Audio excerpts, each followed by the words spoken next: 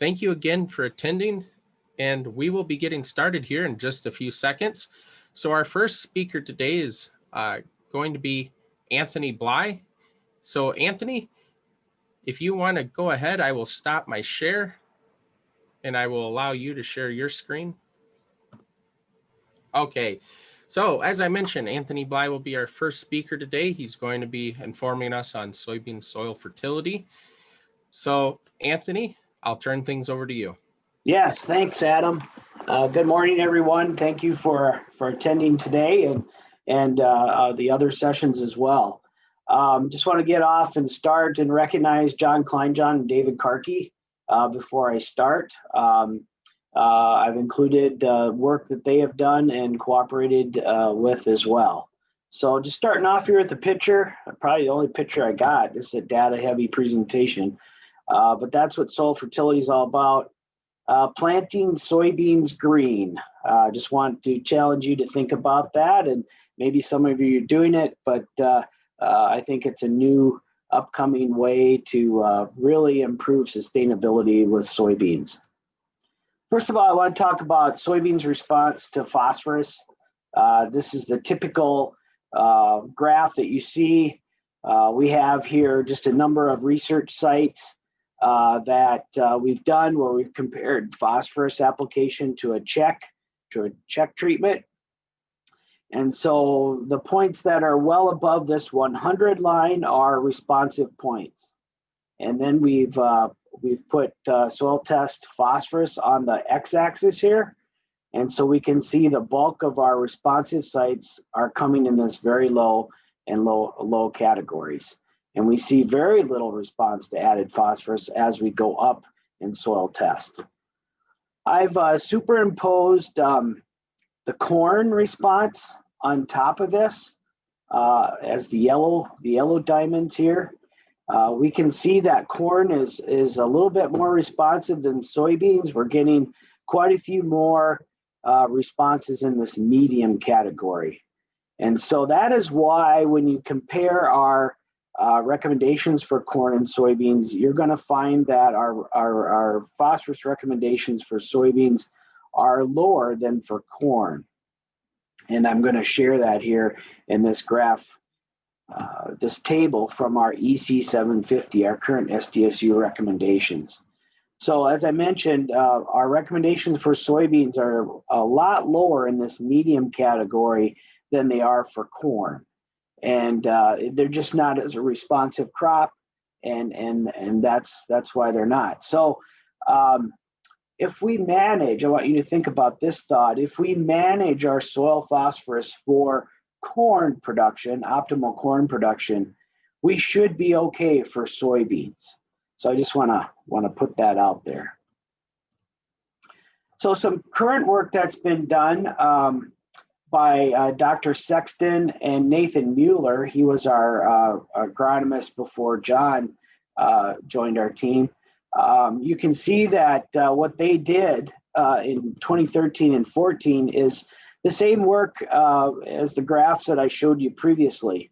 There's just not as many points in the graphs. And so we have Olson soil test phosphorus here on the x-axis, and then we have the estimated optimal P fertilizer rate here. It's a little bit different in what I plotted, but it's near the same thing. And so we can see here our current recommendations are the red line. I guess when I'm pointing, I better not click.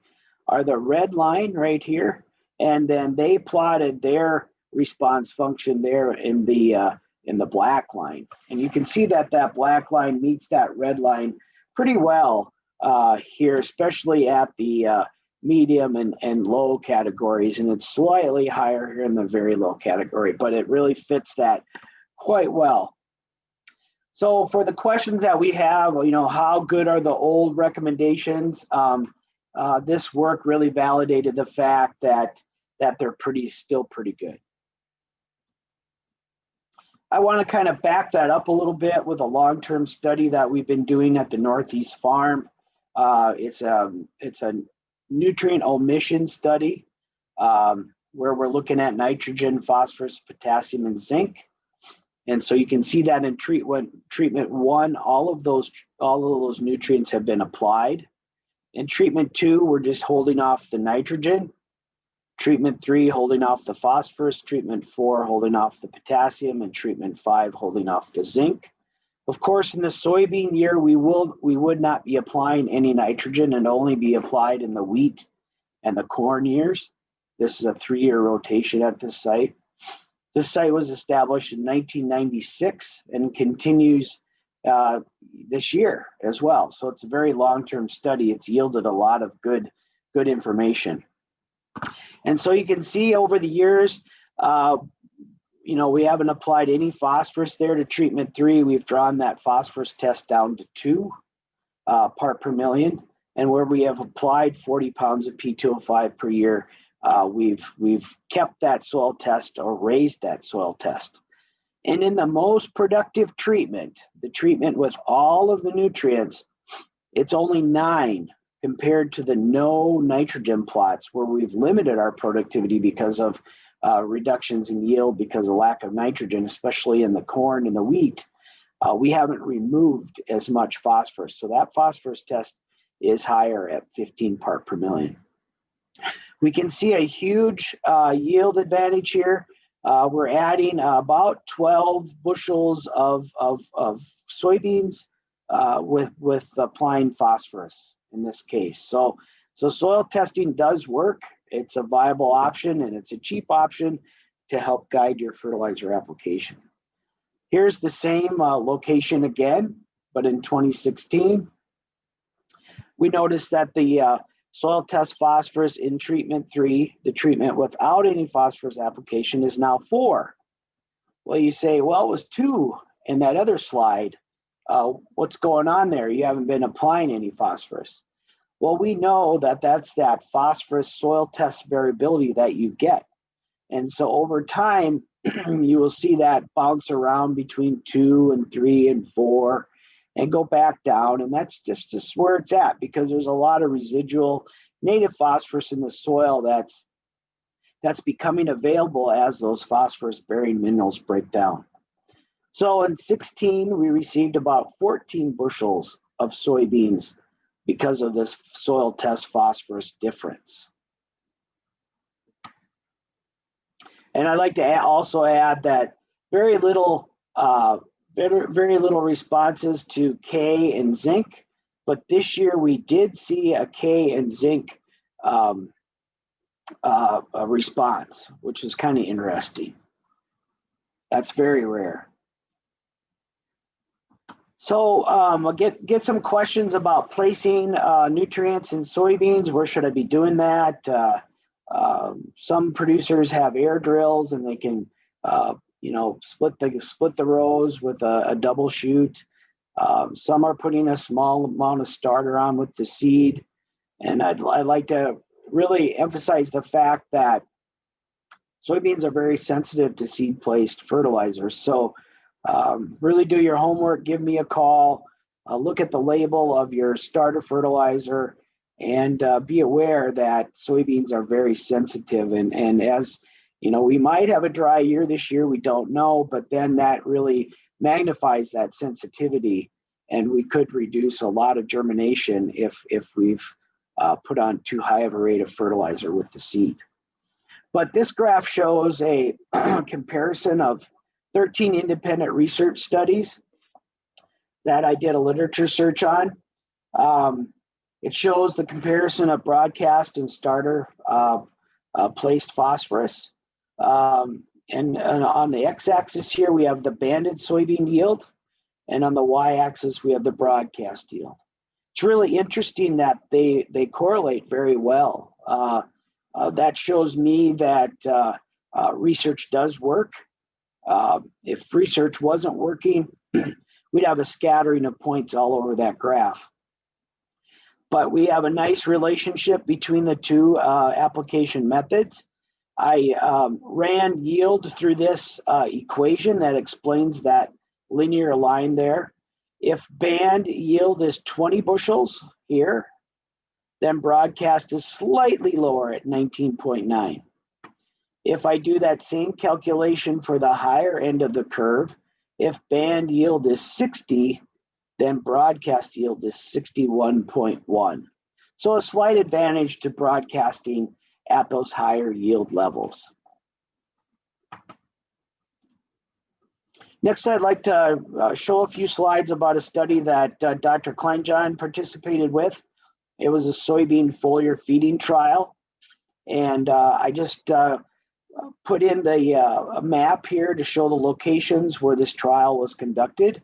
And it's kind of interesting. They've also put the average yield at each location on the map there. And so you can see it varies. You know, there's almost 83 bushels here in southern Wisconsin, and 27 bushels down here in Mississippi, 27 in North Carolina. So there's a wide variety of yields throughout this trial. What the researchers did is they compared a number of products, and today we're not endorsing any of these products, but what they did is compared these treatments: Fertirain, Sure-K, Harvest More, Smart B, Smart Quattro, Maximum Impact K. Some of these I haven't even heard of, so it's kind of interesting. And these are the application rates that they applied those products. And then I put in the table here, table 2, showing the amounts of nutrients that would be applied in each one of those products. So not very much. The Fertirain there probably has the highest amounts of nutrients, and the others much low. 0.01 pounds of manganese per acre, very small. You know, so very small amounts in our foliar applications. I want to show you the 2019 data from South Dakota. I believe this was at Brookings. These are box and whisker plots, but basically the dark black line is the yield, the average yield of that check treatment. This is the check treatment there, just slightly above 55 bushels, probably 56. The Fertirain somewhat lower, Harvest More lower yet, and then you can see the rest of these treatments. No significant differences for any of these treatments at this site. The next table is busy, and it's by design and it's on purpose. So it has each of those research locations here listed, and it has the yields for each one of those treatments at each one of those locations. But what I can tell you is that there was only one location in Wisconsin where they had significant yield responses. And you would see here that it's basically due, I think, to the treatments that had a little bit more nitrogen in it, but it could be all random as well. We see that a lot when we do multiple site research, is that one of them, you know, when most of the sites are trending non-significant, one of them could be significant. And it's totally due to the random nature of how these treatments and the numbers will fall out. So not a lot of good news there for foliar applications of nutrients. Next, I'd like to share a study that I did in 2017. It was a study comparing a number of products. Again, not endorsing any of these. There is a fungicide in here as well. I'm not trying to take over the pathological world, but Stratego in there, mainly because Fortalis was a product that was making some marketing noise, and I had a grower that wanted to try that out.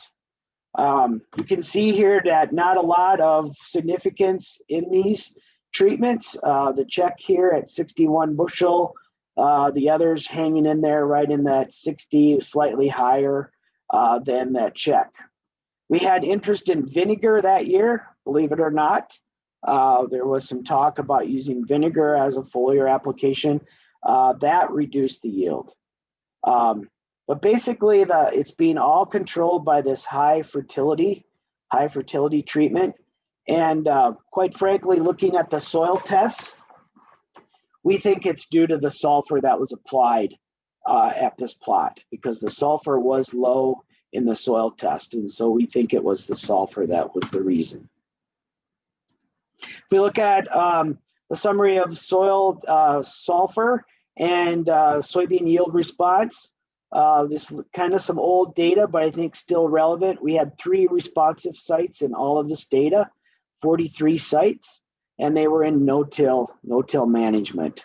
And we think that's due to the lower mineralization of sulfur from the organic matter. So the soil situation having less supply, the soybeans might have needed it. Some work done by John as well. Sulfur and Soybeans, where he looked at AMS and calcium sulfate, which is gypsum, and urea as a nitrogen check there. Those 3 treatments on the right. We can see that there looks to be a hint of a sulfur response here. All of the treatments with sulfur are higher than that check. But the question is what rate?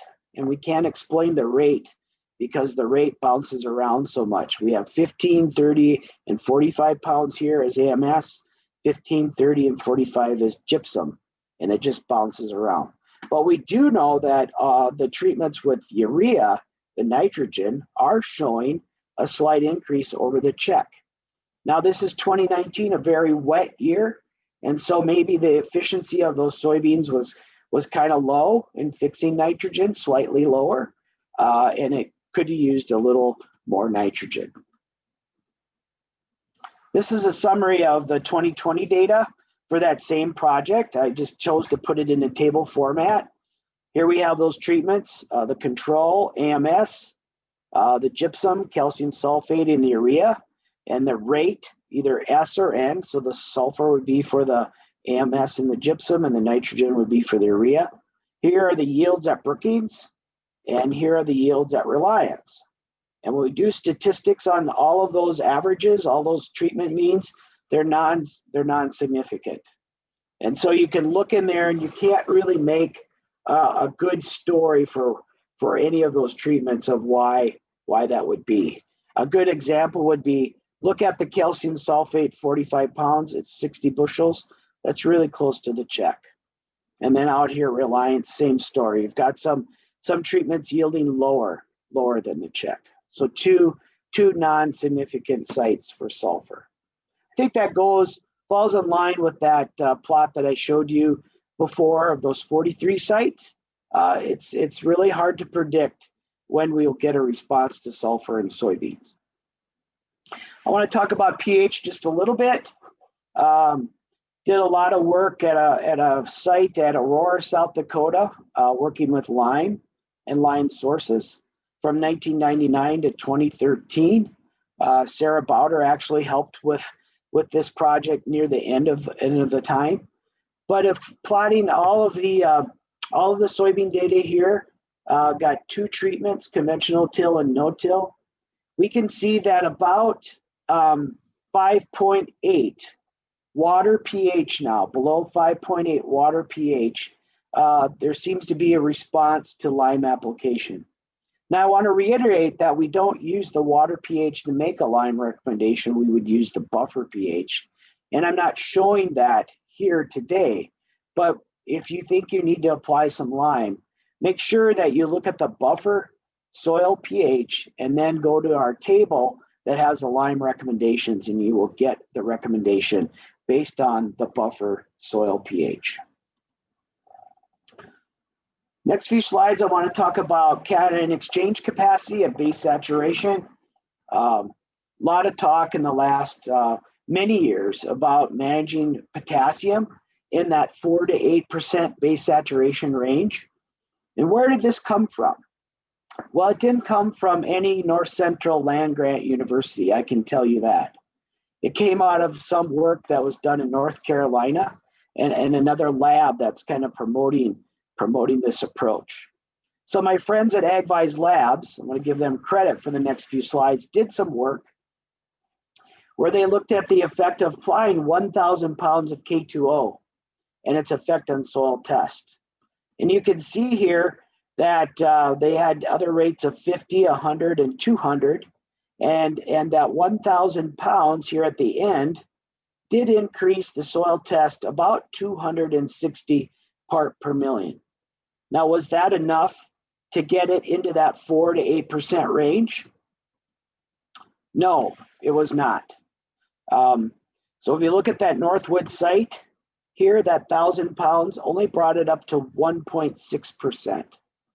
So if you're thinking about managing potassium for base saturation in that greater than 4% range, you're going to need a big checkbook to get that soil test up there where it should be. And I hope in the next slide you'll see that it probably isn't worth the money and time to do it.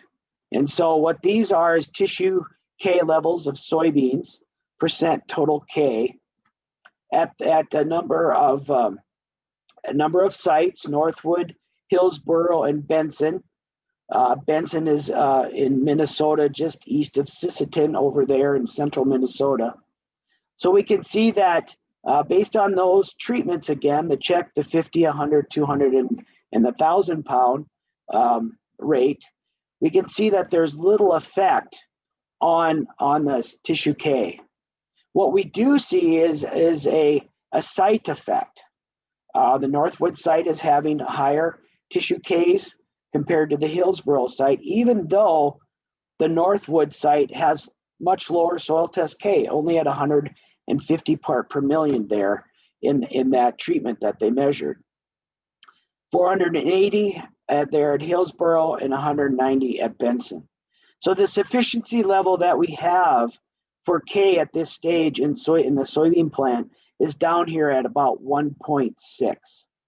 So all of those treatments, even the check, were higher than that sufficiency level. So lastly, I want to talk about micronutrients in soybeans. David Karki and I had a real extensive study a few years ago looking at boron, copper, and manganese. These are our soil test categories for those three nutrients, and our recommendation, what we would apply. This is a summary of all the sites, all the treatments, and based on soil test. So it may look a little busy, but in the soil testing world, we're looking for a comparison of the treated plot to the check plot. And so in this case, all points above 1 would be a response to that nutrient. So I have the boron in blue, the copper in orange, and the manganese in red. Okay, so you say, look we got all these responses, but I would say it's almost a mirror image to all the points below 1. Okay, so none of those sites were significant. And here I just wanted to show you the actual yields. We had 5 sites in 2015 and no significant response to any of those micronutrient applications. And here's the data from 2016. And we did have a significant LSD here at the Northeast Farm, but I believe it was due to the variability. And quite frankly, I think there's a typo here. So I backtrack on my statement. These numbers are not significant. I mentioned nitrogen may play a role as well, and David and I had a chance to put out nitrogen treatments as well. This work was supported by the Soybean Research and Promotion Council, as well as that micronutrients studies that I showed you as well. I had these 6 sites where we applied 500 and 100 pounds of N as urea. And you say, why 500? Well, soybeans use a huge amount of nitrogen, and so that's why we went with the 500. 60 to 70 bushel soybeans can use up to just under 500 pounds of N. And so we just wanted to make sure that we could shock the soybeans into a response. But we didn't. Not any of the sites were responsive to those nitrogen applications. So lastly, I want to diverge a little bit from soil fertility. I see a lot of fields in some parts of our state that are in continuous soybeans, and that kind of bothers me a little bit. There's pest cycles that Adam and Emmanuel and Connie talked about that so important to manage, and continuous soybeans just makes that more difficult. There are crop rotation effects too that affect yield. And a number of years ago, I did a large literature review looking at crop rotations and specifically pulled out the soybean yields. And so what I have here is a graph showing years of soybeans, continual soybeans. And the one here is not 1 year. It's 1 year beans growing, but it's been several years, at least 2 years, without any soybeans. So that's what that one actually means. And then in every study every paper that I reviewed, they had a corn soybean control. And so I've plotted all of the rotation plot means or treatment yields against that corn soybean control, if you will. So I'm comparing it to a corn soybean rotation. So if we don't put soybeans on a field for greater than 2 years, compared to the soybean control, we can increase yield about 6%. If we grow soybeans 2 years in a row, compared to our corn soybean control, we decrease yield about 5%. And if we add another year, go to 3 years of soybeans in a row, we decrease our yield by about 10%. And as we go to 4 and 5 years, it kind of levels out at about 13% reduction comparing to the corn soybean rotation. So in addition to making it harder to manage pests and pest cycles, we've also decreased yield because of the rotation effect. We could say that a lot of these reductions are due to those pests, and they probably are, but we don't know in these cases. So I just wanted you to think about that as you make cropping plans for next year, as you work with farmers, if you're an agronomist. Think about rotation and why that's important, and use that in your management plans. So with that, I'm done. I think I've used up just about my 30 minutes, and turn it back to you, Adam. All right, Anthony, I do see that you have one question and then also a question in the chat. So I'm going to take over the screen, and while I'm doing this and putting the CCA credits up, I'll have you answer those questions. Sure. Okay, chat. I can see it.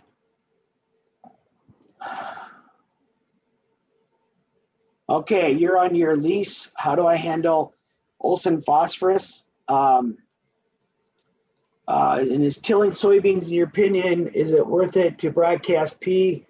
Minimum rate response, banning non-option.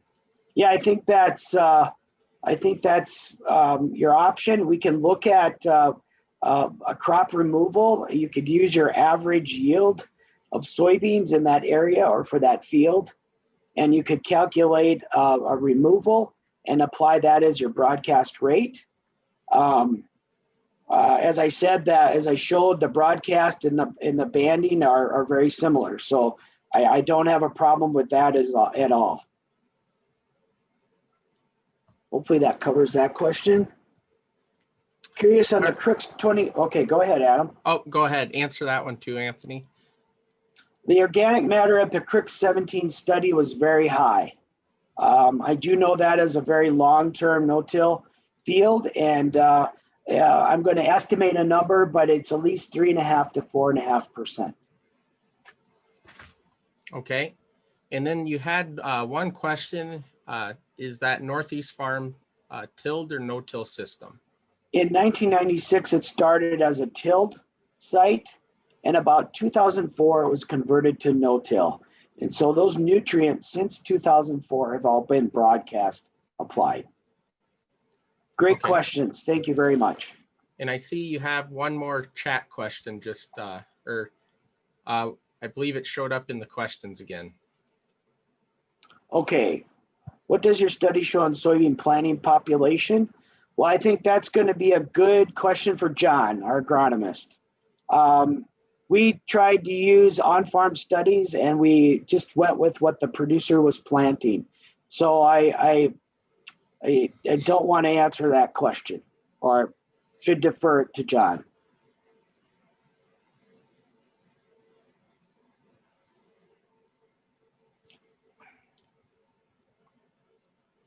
I need to scan this code because that's the only way I can get credit.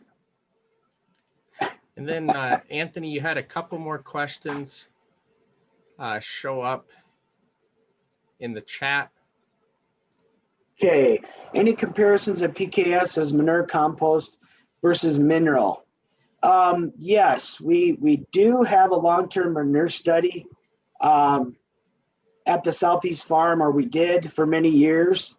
I can tell you that the manure-based nutrient rates of application showed better yields than with the mineral or the fertilizer application. Now, the mineral, to be a little bit in defense of the fertilizer applications, we were very specific with P and K and zinc. And so in the manure, we have a plethora of nutrients available or in that manure. So there's micronutrients and all of the macronutrients as well as a soil health component with that manure. So we would have expected higher yields from those manure plots. Did I miss any, Adam? Yep, I clicked a little too fast on one of the questions that was typed in. So the question is, if the soil test is on the line between low and medium, would you suggest adding phosphorus? What is the preferred method of application? Yeah, absolutely. I'd recommend adding phosphorus. We want to get, or we want to manage our soil test P at that medium to high at about 14 to 16 ppm. Remember, I said soil testing kind of swings around. And so that's why I say 14 to 16. You shouldn't get hung up on a number, but a range is what you want it to be in. And so the rate depends on your yield goal, and it depends on the actual soil test number. And so Jason Clark, our soil fertility extension specialist, has put up EC 750 on our website. And so please just search for that. I think it'd be pretty easy to find if you just Google SDSU soil fertility recommendations EC 750.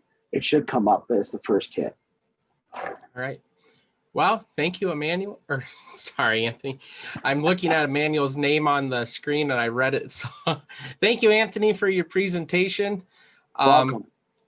We will be now transitioning over to Dr. Jonathan Kleinjan. So John, if you'd like to share your screen and also pop your camera on.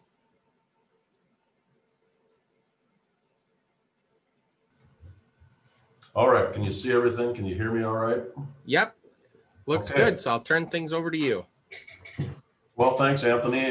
Thanks for, I'm glad you were able to present some of that stuff that I've been working on with extension agronomists from around the country.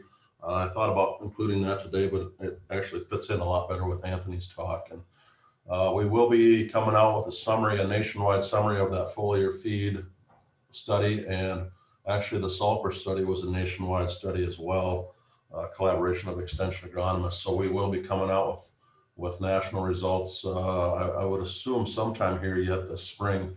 That's kind of out of my hands. I turn in the data. I really only have access to the South Dakota stuff, but it'll be interesting to see what we find out when it's all said and done. So my talk is just 2020 soybean review.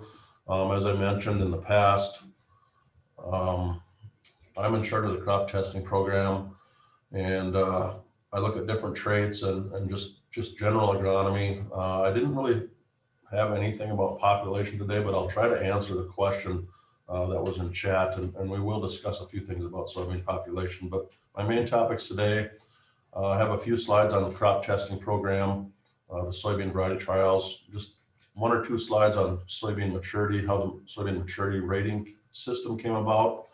The bulk of my talk is on the 2020 data planting study that we did in soybeans, and then a discussion on optimal planting date for soybeans with some data from both South Dakota and some neighboring states. So with that, we'll jump right in. If you were on the talk or the call last week for corn, I talked a little bit about the corn hybrid trials, and when I go around the state, I'm always surprised when I give talks and people say, oh, I didn't know SDSU did soybean variety trials or corn hybrid trials. So I thought I'd include that as just a reminder. The web link is there underneath the picture, but really if you want to find things easily, I would just Google SDSU crop performance testing, and that provides a link to all the crops that we test. So here's an example of the front page, the 2020 soybean variety trial results from Brookings, just some cultural information that I give, you know, soil type, row spacing, etc., planting and harvest dates. And here are the results. This is for the maturity group 1 test in 2020. Let me think what I can point out here. I give the name, variety, maturity, and then we do yield, moisture, and we also do a lodging score. The lodging score can sometimes tell you a lot. And then we had different traits. So we had a lot of extend beans this year. We had a few enlist. Enlist is picking up popularity, and I think will really increase in popularity this coming growing season. I have not seen any extend flex beans in my trials yet, but I expect those will be showing up this year too. We lump all the Roundup Ready traits together, so you can see we even had a couple Liberty Link GT beans, but very few of those. Something I started new this year was I allowed the farmers or the producers where we had the trials to put a couple of their own varieties in. I actually chose the 2 here in Brookings, and look at that. Luckily enough, they were the top 2. So Pioneer 18A98 and then the Asgrow 16XO were the top farmer checks, I guess, although statistically significant to several others. But anyway, that's just a snapshot of the results. Excuse me. Here's a map showing the trial locations where we test soybeans, and the number is a yield level. And the green denotes if it's above the 5-year average. I have an asterisk by Selby because we've only tested there for 3 years. So we were above the 2-year average. So you can see we had good yields in several locations, and then we were slightly below Mount Vernon. Again, we've only been there 2 years. I think this was the 3rd year. We were slightly below Kingsbury and Bancroft and Mount Vernon, and quite a bit below in Han County. We just ran out of moisture out there in Miller. That was a big reason there. Reliance our first year was 2020, so I had no history there to judge against what an average bean yield would be out in Reliance, South Dakota. But fairly good bean yields, I'd say, throughout most of the state in 2020. Here's just a graph showing how the yields in the crop testing program has changed over the last 17 years from 2003. I joined the program in 2014. It would be interesting to go back another 20 years and see how things changed. But you can see in the early 2000s, we were around that low 40s to mid 40s average, according to the trend line, and we're actually up in the 60s now. So, you know, about a 20 bushel per acre yield increase over the last 20 years or 17 years, which is, you know, if we look at the slope of this line, it's about 1.2 bushels per acre per year. It'll be interesting to see if we can continue that going forward. I thought I'd include this slide. I get this question quite a bit. How do the different traits yield? And so I have conventional, extend, and enlist beans with the number of each. We do a conventional trial at 3 locations, Northeast Farm and South Shore here in Brookings, and then Mount Vernon. And the other ones are at all 8 locations, the extend and the enlist. But if you look at this, really there's no difference between the enlist and the extend, 60 and 59. That is statistically the same number. And then the conventionals are, you know, about 4 to 5 bushels behind. And that's, I typically tell people conventional beans on average are going to yield 3 to 5 bushels an acre less than the traded beans. And that's just because there's a lot more breeding effort going into the beans with traits in. Not that you can't pick a conventional variety that will yield right with or out yield a traded bean, but this is on average. So just remember that. Okay, just a couple slides here talking about soybean maturity. Soybeans kind of have a convenience way to make sure that their seeds reach maturity. And and you guys know this, it's based on day length. So it's actually the length of the night. When the length of the darkness reaches a certain point, the soybean has hormones, I think it's phytochrome, that tell it to switch into the reproductive mode, okay? But, and this varies, you know, by maturity rating. And we'll talk a little bit here about where the maturity rating came from. And I kind of lost my train of thought there, but we'll just keep going here. So there's 13 groups, 0 up to group 9. And this is based off basically the nexus of the universe, and ag research is Ames, Iowa. And Adam, you'll probably get a chuckle out of that because you came through Iowa State. But kind of the Ames, Iowa, Lincoln, Nebraska, I-80 corridor is kind of where a lot of the ag research in this country started, especially for row crops.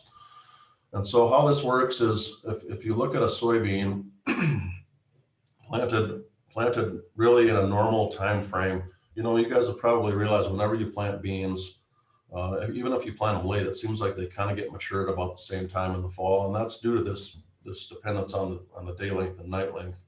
But really, if you plant a soybean at a normal time, something that is rated a 0.1 relative maturity should be mature or at R7 growth stage on September 1st at 42 degrees north latitude. Okay, and that's going to change a little bit based on, since we're further north, that's not going to be the case. Just another example, so if you had a 1.0 relative maturity bean, it should be mature on September 10th. So every 0.1 of a maturity group is basically 1 day. So that's kind of a rough and dirty explanation on how this works.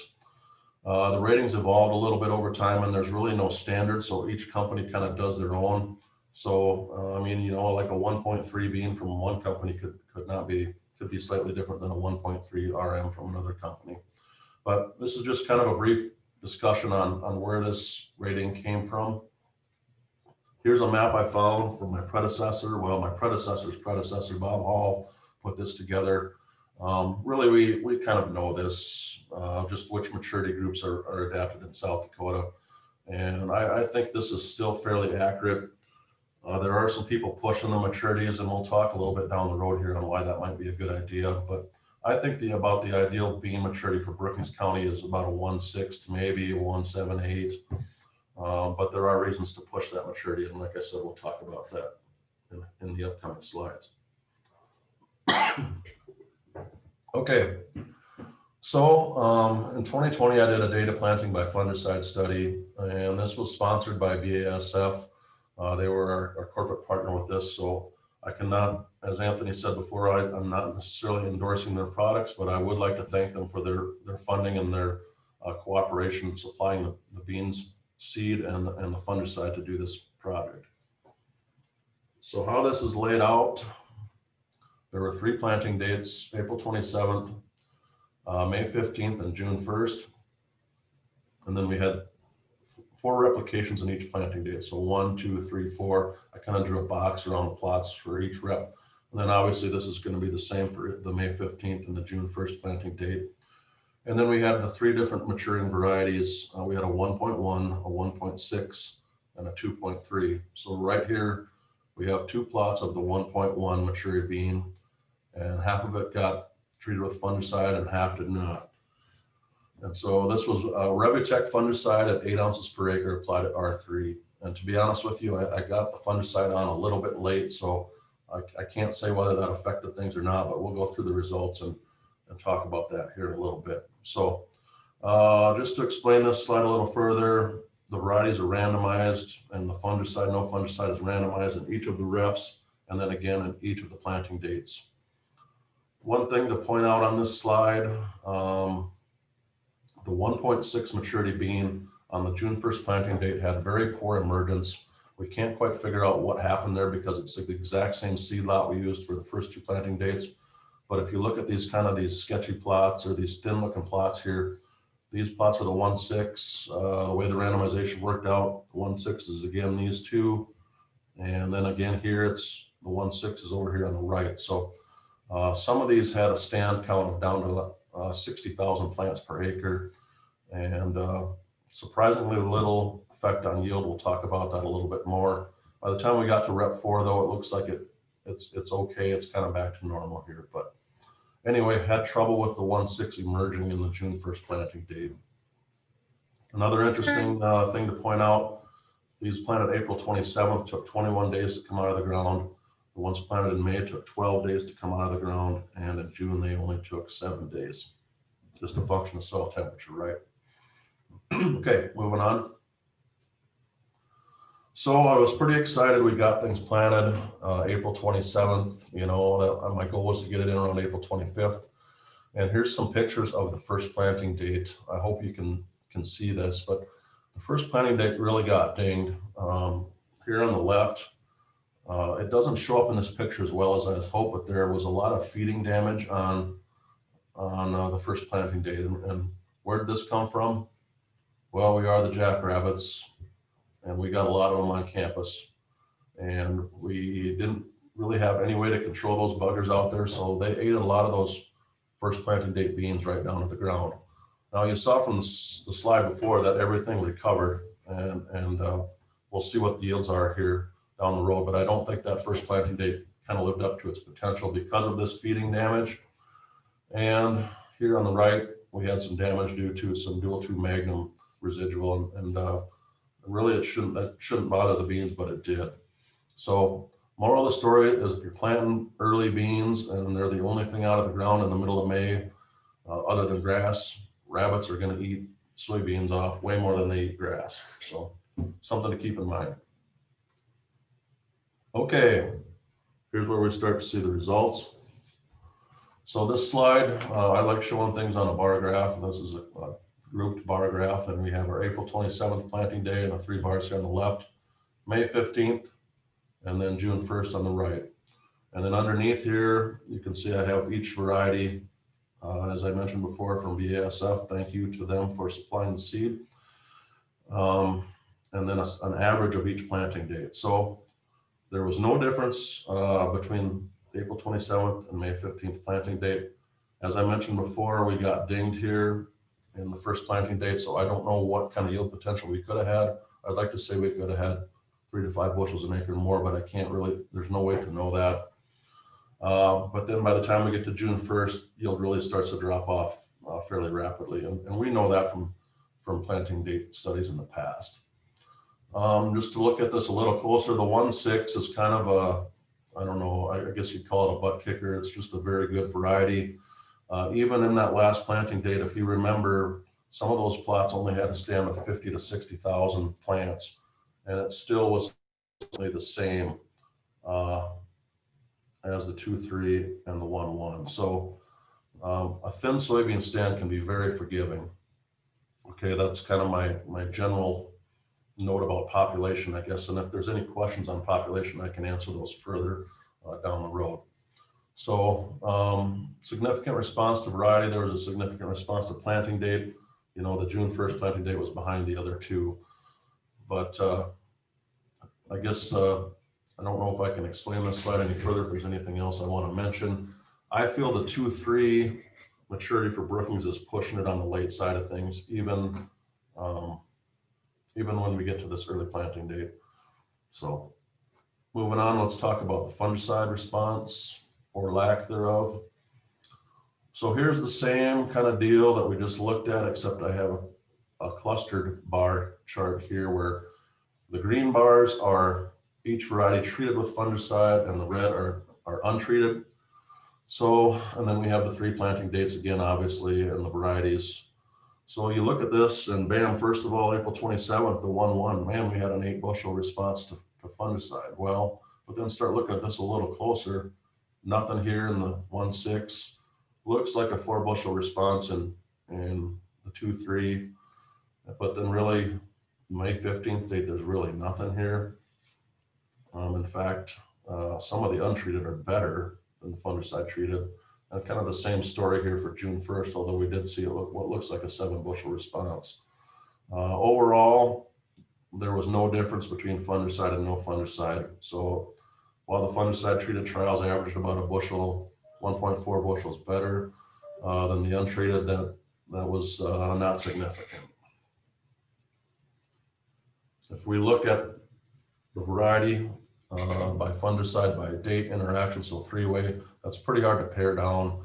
There were significant differences to fungicide treatment in these 4 with an asterisk. However, there's also significant differences in these 2 where the untreated was better than the treated. So really learned nothing from the fungicide application this year. And really, I don't know if we have much for pathogens out there. Emmanuel would be a better one to ask about that. But like this Revitech is good for like frog eye, leaf spot.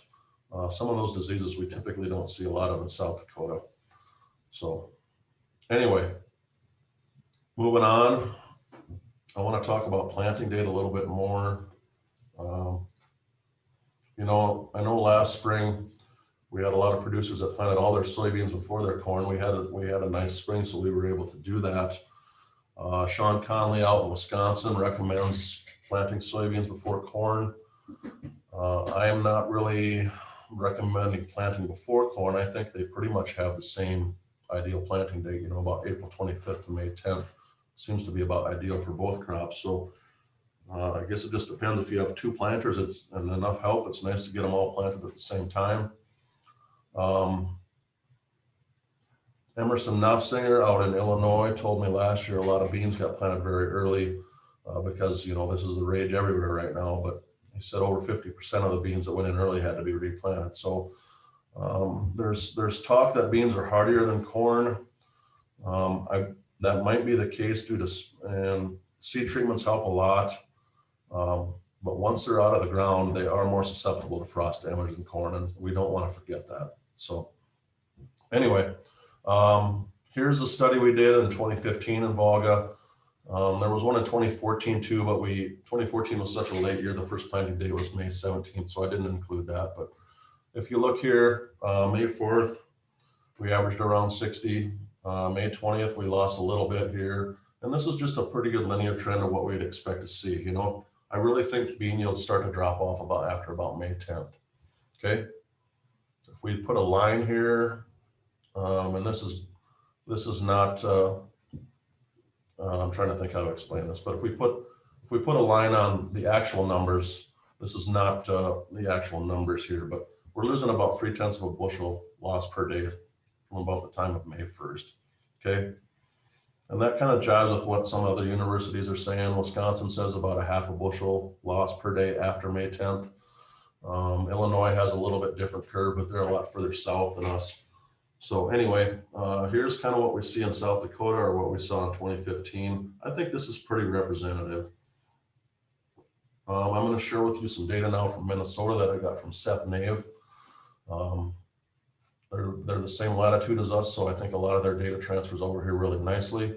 If you look at this, we had soybean yield response. This is for 25 years, so pretty good study. This is at Lamberton, Minnesota, so straight east of Brookings, I think roughly about 100 miles. And what their data shows is, you know, right around that May 9th to May 10th, that's when you start losing yield. So I think that's pretty typical and just pretty telling of what we kind of already know. Here's a study that Wisconsin and Minnesota did together. You can see in 2014 and 2016. And this is planting date by maturity, and what they say is common varieties. So these are the varieties that are, I guess, what would you say, like commonly thought of to be well adapted to each location. So like I said before, in Brookings County, I would say that the optimal maturity to plant here is about a 1.6 to maybe a 1.8. So we would call that the common variety, or the best adapted variety. And so this shows, again, what we typically see. This is in Julian days here. So about date 130 would be May 10th. And again, data starts to drop off, or the yield starts to drop off after around May 10th. Okay. Now, the interesting thing is they broke this up, and the next slide here shows longest maturity groups at each date. So pushing the maturity group, I guess, envelope for each location. And what they're seeing there is you actually start losing yield after about May 1st.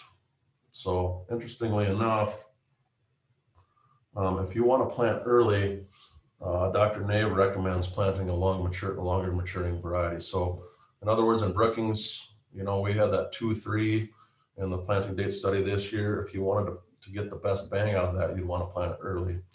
I don't know if I'd go that late. I guess I've been dinged by frost enough that I'd maybe plant a 2.0 or a 2.1 in Brookings. But really what he says is if you want to take advantage of the early planting date, go with a little bit longer maturing variety. And I tend to agree with him on that. I didn't know whether to include this slide or not, but I did. This is a study, and actually it was just a bunch of data compiled by some guys at Kansas State. And what they did was they looked at population, planting date, row spacing, relative maturity, and I think this is over 78 site years. So they basically just did a lit review to see what kind of soybean yield variance could be attributed to which factors. And they actually meant to mainly study population. And really what they found is out of all the population looked at, there was no yield variation due to population. So whether your soybeans were planted low or high, and there was a very large range. So I didn't report that, but really population had minimal effect on soybean yield. But what they did find, and let me explain this, is the percentage of variance. So really the environment explained 40% of our soybean yield variance. The things we can control, planting date, maturity, and row spacing, out of those planting date explain most of the variance. So as far as we can manage, planting date's going to have a bigger factor on our yield than maturity selection or row spacing. Okay, and then we have the combination, and this all adds up. And so it's a little bit humbling to know that the environment controls 40% of our variance, and then all of our management basically controls what, about 10%. And then 47% is due to residual error or just things we can't account for. But anyway, so planting date is a big component, something we can really manage for if we have the help. So the take home from this, Wisconsin data shows yield loss beginning as early as April 25th. I think that might be, maybe in the southern part of South Dakota, you would see that, and especially if you're planting a longer relative maturity bean. I'd like to say more about May 10th, maybe May 5th. And this that I said May 10th is when rapid yield loss begins. So you kind of want to get your beans in the ground by May 10th if you can.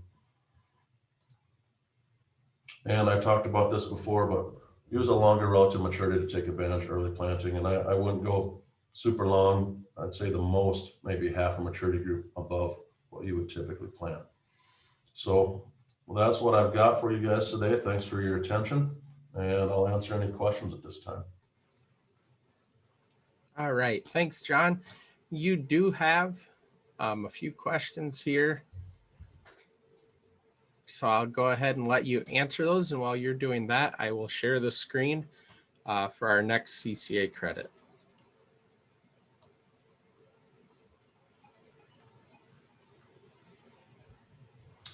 Okay, Scott Christopherson, in your 2020 trade comparison trial, were post-emerge chemicals used on the conventional beans? What were the chemicals used, and could chemicals affect yield compared to traded soybeans? We did not use any burners, Scott. I know that, but I don't remember exactly what we used. So I really don't think that the conventional beans were affected by the herbicide. I will say that the conventional beans are not in the same trial, so they're side by side. So really, I can't statistically compare them. You know, I showed that slide that there was statistical comparison there. You really can't. I really can't say that unless I would analyze it as a split plot. But yeah, typically with conventional beans, you're just going to see about a 3 to 5 bushel yield drag. And Scott has another question. Have you seen any data or grower response from planting earlier soybeans early? I think we kind of talked about that in the talk. So I don't know. Let me know, Scott, if I didn't answer your question during the talk. What row spacing is ideal for soybeans? From Nathan. I think if I had to pick, I would say 15-inch rows, although I wish I had a 15-inch row planter because I'd love to do some row spacing studies. In fact, I'm trying to figure out a way to do that. I think you get better weed control with 15-inch rows, and honestly, I have never seen narrow rows yield less than wide rows or 30-inch rows. Narrow rows seem to always have a little bit of a yield bump. The caveat to this is if you have white mold pressure, you might want to stick with 30-inch rows. Although research out of Wisconsin this year, the guys out there said that plant population seems to affect white mold more so than row spacing. So whether you have 15 or 30-inch rows, if you drop back to like 110,000 plants per acre, that's going to have more an effect on your white mold pressure than row spacing. My cubic planting date for Northwest South Dakota. Not sure where you're at up there. I'd probably say shift everything about 10 days later. So I don't know, instead of starting on April 25th like you would down here, maybe May 5th. I mean, a lot of this is just, you look at the weather, look at the extended outlook, and I guess you just pray for no late spring frost. But I guess I have no problem with producers planting as early as they can, as early as they think the weather's fit. Let's see, could I please go back to the percentage of soybean yield, plant date, population, etc. Was that a slide, or the variance? I think I'll have to reshare again. Can I do that, Adam, or do we have to leave the CCUs up? They've been up for a couple minutes, so I'll stop my share, and you can bring yours back up, John. Okay. Another question while I'm figuring this out. I can answer the next one, John, for how important is seed treatment when planting early. We did that study together a few years ago. It's kind of like the study where John looked at fungicides being applied to early versus late planted soybean. We see that in some instances there are yield benefits. However, it's not very consistent. And so it makes it difficult for us to narrow down saying that if you're going to plant on this date, the seed treatments, both fungicide and insecticide, will give you a benefit. Instead, it looked like it was more location based. So if you have a history of early season insect pressure, such as bean leaf beetles, we saw at one of our sites that we saw some benefits, and we believe that was due to the pressure we were seeing from those in the insecticide seed treatments alleviated some of that early season pressure. So John, if you have anything to add to that one, feel free to. I would say I would recommend using a seed treatment if you're going to plant early, just because, you know, that first planting date we had April 27th, those things were in the ground for 21 days before they emerged. I really think if you're going to plant early and there's a chance they're going to lay in the ground for 20 to 30 days, you really want a seed treatment, especially fungicide. And Emmanuel will be able to comment more on that probably. I was never a believer in seed treatment, but we did some studies a few years ago where I saw 7-8 bushel response to fungicide seed treatments, and especially if you're planting early, I just think it's a good practice. Yeah, John, I would agree to that, and especially also looking at the field history. So if you have had issues with Phytophthora, for example, or Pythium, Rhizoctonia, or even sudden death syndrome, there you would definitely need a seed treatment if you're going in early. So that is, you know, May 15 and before that date, then you may want to think of using a seed treatment. Thanks, Emmanuel.